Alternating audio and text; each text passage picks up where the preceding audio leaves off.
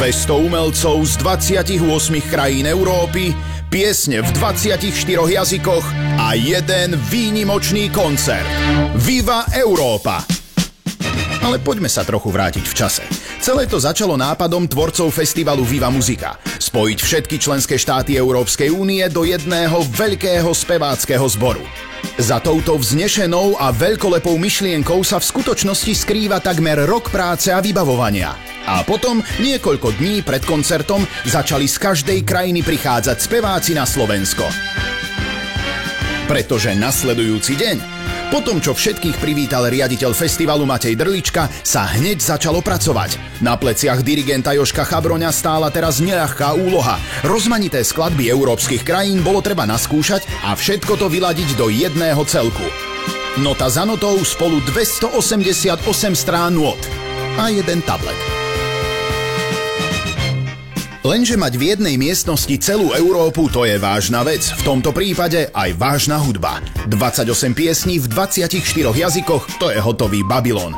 Našťastie, hudba je univerzálny jazyk, ktorému všetci hudobníci rozumejú. A čo nevedeli, s tým si ochotne pomohli.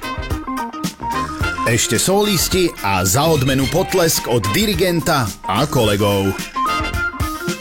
Nie, nemyslíte si, že teraz majú voľno. To iba sledujete voliteľný krúžok základov estónčiny, ako sa presúva na vzduch. Speváci sú poctivci a keďže nechcú nič nechať na náhodu, aj keby si jazyk mali dolámať, výslovnosť musí byť perfektná. Mimochodom, v krátkej ankete označila väčšina spevákov ako najťažší jazyk dánčinu. A ide do tuhého. Na námestí Eurovea už vyrastá obrovské koncertné pódium pre 200-členný symfonický orchester a spevácky zbor.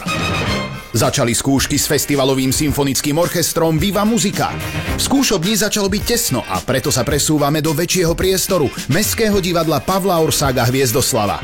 Nálada je dobrá, akurát Španieli a Gréci si so sebou doniesli tropické horúčavy. Posledné detaily, výraz a je to.